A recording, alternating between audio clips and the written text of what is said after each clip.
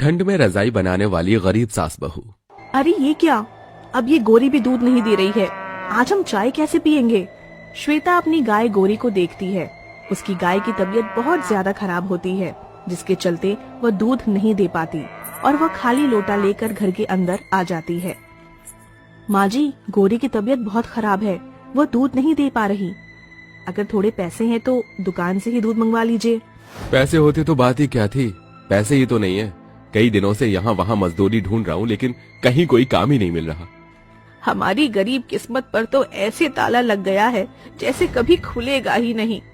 अरे कितने साल हो गए, जवानी से बुढ़ापा आ गया, लेकिन देखो जरा, यह गरीबी मिटने का नाम ही नहीं ले रही है।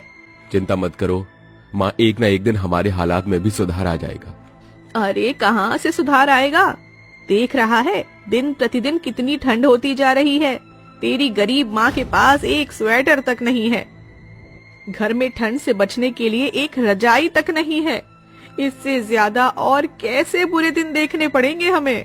मैं मजदूरी करूंगा माँ, मैं पैसे कमाऊंगा और अपने घर की परेशानियों को ठीक करूंगा। प्रवीण बहुत परेशान होता है। बाहर ठंडी ठंडी सर्द हवाएं चल रही होती हैं। ना तो प्रवीण के पास कोई अच्छा स्वेटर होता है और ना ही उसने गर्म कपड़े पहने होते हैं। ठंड से बेचारा दर दर की ठोकर खाते हुए अपने लिए नौकरी ढूंढता है, लेकिन कहीं से भी उसे नौकरी की कोई उम्मीद नहीं दिखती। आखिर करूं तो क्या करूं, कहीं नौकरी नहीं मिल रही, मजदूरी करने जाऊं तो पैसे भी नहीं मिलते हैं। ये भगवान, अब तू ही मेरी कोई मदद कर। तभी वहाँ से गांव का एक भोपाल नाम का आदमी गुजर रहा होता है। प्रवीण को परेशान देख भोपाल अपनी साइकिल को रोकता है और उससे पूछता है, क्या बात है, क्यों परेशान हो? अगर कोई परेशानी है तो मुझे बताओ, क्या पता मैं परेशानी का समाधान निकाल सकूं।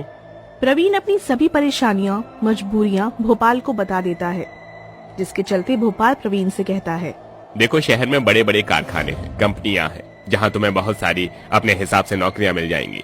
अगर तुम कहो तो मैं तुम्हारी बात कर देता हूँ। शहर जाकर तुम नौकरी करना और पैसा कमाना, तुम्हारे घर की सारी परेशानियां खत्म हो जाएंगी। आपने बिल्कुल सही कहा, लेकिन शहर जाने तक के लिए मेरे पास पैसे तक नहीं है। उसकी चिंता क्यों करता है, मैं हूं ना, मैं हूं तेरे साथ, मैं तुझे शहर भेजूंगा। यह सुनकर प्रवीण बहुत खुश होता है और वह घर पर वापस आता है और अपनी माँ और अपनी पत्नी को इसके बारे में बताता है, जिसके चलते वह अपना सामान पैक करके भोपाल के साथ शहर निकल पड़ता है। उसको गए हुए शहर काफी दिन हो जाते हैं, लेकिन उसकी कोई खोज खबर नहीं होती। एक तो यह ठंड, ऊपर से मेरा बेटा अभी तक लौट कर नहीं आया। उसने 1 रुपया भी हमें नहीं भिजवाया है। लगता है शहर जाकर शहर जैसा हो गया है। माँ जी, फिलहाल राशन का एक दाना तक नहीं है घर में। यह सुनकर दुर्गेश्वरी शांत हो जाती है, लेकिन उसे बहुत ज्यादा ठंड लगने लगती है। वह अपने घर की फटी पुरानी रजाई में सो जाती। तभी बड़ी जोर से आंधी आती है और उनके घर की छत भी उड़ जाती है। मुसीबतों ने तो जैसे हमें गले से लगा रखा हो। देख रही हो माँ जी, अब हमारे घर की छत भी उड़ गई। अब तो और ठंडी ठंडी हवाएं हमारे घर के अंदर आएंगी। कहीं काम ढूंढने के अलावा हमारे पास अब कोई और चारा नहीं है। क्यों न बहू, हम दोनों मिलकर ही कहीं काम ढूंढ लें, जिससे कुछ पैसे आएंगे तो घर की परेशानियों को दूर कर सकेंगे। श्वेता समझदार थी, जिसके चलते वह अपनी सास की बात मान लेती है। दोनों सास बहू अपने घर की परेशानियों को देखकर काम ढूंढने के लिए निकल पड़ती हैं। लेकिन हर जगह धक्के खाने के बाद भी उन्हें कहीं भी कोई नौकरी नहीं मिलती। आखिर में वह एक रजाई की फैक्ट्री में काम की तलाश में पहुंच जाती हैं। साहब, यहाँ कोई हम दोनों के लायक काम होगा? देखो, इस कंपनी में तो 1 हफ्ते पहले ही वैकेंसी बंद कर दी गई है। अभी तो पहले से ही अधिक औरतें कंपनी के अंदर काम कर रही हैं। जैसे ही कोई छोड़ जाएगी तो मैं तुम्हें काम के लिए बुला लूंगा। मैनेजर ऐसा कहकर उन्हें जाने के लिए बोल देता है, जिसके बाद श्वेता और दुर्गेश्वरी फैक्ट्री से निकल रही होती हैं। तभी उनकी नजर फैक्ट्री के बाहर एक कोने पर पड़ती है, जहां पर उसे फैक्ट्री की बेकार पड़ी हुई रुई दिखाई देती है। अरे सिक्योरिटी गार्ड, क्या ये रुई खराब है? हाँ, ये खराब है। अभी कूड़े वाली गाड़ी आएगी तो ये सारा कूड़ा यहाँ से ले जाएगी।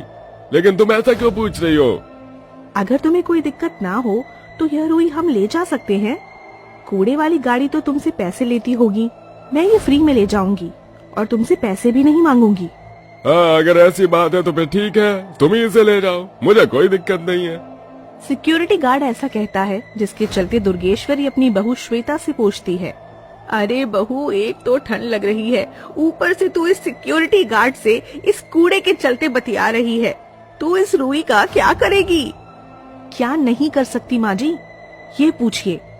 अरे अच्छी खासी रुई है, क्यों ना हम इससे रजाई बनाएं, और हम इससे रजाई बनाकर बाजार में बेचेंगे तो अच्छे खासे दाम पर बिक जाएगी।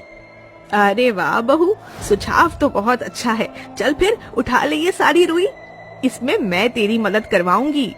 श्वेता और दुर्गेश्वरी सिक्योरिटी गार्ड से एक सफेद रंग का बोरा मांग लेती हैं और उसमें वो सारी खराब रुई भर लेती हैं, जिसके बाद दोनों सास बहू उस खराब रुई को अपने घर ले आती हैं। वहीं दोनों मिलकर उस खराब रुई से बहुत अच्छी और गर्म रजाई बनाती हैं, जिसके बाद वह उन रजाई को बेचने के लिए बाजार में जाती हैं। आओ आओ, हमारे पास आओ और गर्मा गर्म रजाई खरीदो, हाथों की बनी हुई एकदम बढ़िया कसी हुई गर्मा गर्म रजाई, एक बार सर्दी में खरीदोगे अगले साल तक इस्तेमाल करोगे। वाह बहू, तुझे तो बाजार में आवाज लगाना भी आता है, चल अच्छा है, इसी के चलते लोग हमारे पास तो आएंगे। लेकिन यहाँ ठंड में रजाई बेचने में बहुत दिक्कत हो रही है, मैं कोई जुगाड़ लगाती हूँ जिससे हमें ठंड कम लगे। दुर्गेश्वरी बाजार के आसपास जो भी कूड़ा कचरा होता है उसे इकट्ठा करके माचिस से जलाकर हाथ तापने की कोशिश करती है, लेकिन कूड़ा कुछ ही देर चलता और फिर बंद हो जाता। ऐसा करते करते वह ठंड में दोनों सास बहू मिलकर रजाई बेचती हैं। शाम तक उनके पास एक ही ग्राहक आता है। रजाई तो ठीक ठाक लग रही है, कितने की है ये एक? अरे भाई साहब, ज्यादा नहीं, केवल 500 रुपए की है। अरे बाहर बैठकर ये रजाई बेच रही हो और दाम दुकान वाले ले रही हो, अगर 200 रुपए में दोगी तो मैं ले लूंगा, वरना अपने पास रखो अपनी रजाई। 2 दिन से कोई बोनी नहीं हुई है, इससे अच्छा है कि 200 रुपए में बेच ही दूं। ऐसा सोचकर वह रजाई प्रमोद को बेच देती है। प्रमोद उस रजाई को अपने घर लेकर जाता है और अपनी पत्नी के साथ उस रात वह रजाई ओढ़कर सो जाता है। उसे रजाई की गर्माहट बहुत पसंद आती है, जिसके चलते वो बहुत खुश होता है। वह अपने गली मोहल्ले में उस रजाई के बारे में औरों को भी बताता है। अरे प्रमोद भैया, रजाई तो तुमने बड़ी सस्ती और गर्म ले ली, कहाँ से ली है, हमें भी दिलवा दो। बनाई भी तो अच्छी है, जरा देखो आजकल कहाँ मिलते हैं ऐसे डिजाइन रजाई पर। हाँ सही कहा, वैसे मैं अपने बच्चों के लिए एक रजाई और लेने जा रहा हूँ, अगर आप सभी को लेनी है तो मेरे साथ चलो, मैं आपको भी दिलवा दूंगा।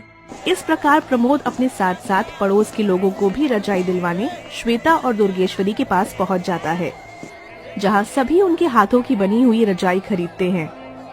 इसी के चलते अब बाजार में दोनों सास बहू का अच्छा खासा नाम हो जाता है, जिसके चलते वह अच्छा खासा पैसा भी कमाती हैं। 2 दिन मुसीबतें उठाने के बाद आखिरकार हमारी रजाई बिकना शुरू हो गई। वैसे हमारी रुई खत्म हो गई है, उस फैक्ट्री में जाकर रुई भी लेकर आनी है। माँ जी, आप घर की जरूरत का सामान लेकर जाइए, मैं फैक्ट्री से रुई उठाकर लाती हूँ। इस प्रकार दोनों सास बहू फैक्ट्री से रुई लेकर आती हैं और रजाई बनाकर बेचती हैं। धीरे धीरे उनकी सारी परेशानियां दूर हो जाती हैं। कुछ ही समय बाद प्रवीण भी शहर से वापस लौट आता है। उसके पास कुछ पैसा होता है, जिसके चलते वह बाजार में एक दुकान खोल लेते हैं। अब प्रवीण अपनी पत्नी और माँ के साथ मिलकर रजाई बेचने का काम करता है। इसी के चलते उनकी मेहनत रंग लाती है, जिसके बाद वह एक साथ खुशी खुशी रहने लगते हैं। इस कहानी से हमें यह समझ आता है कि चाहे कितनी भी परेशानियां क्यों ना आ जाएं, हार नहीं माननी चाहिए और हमेशा कोशिश करते रहना चाहिए।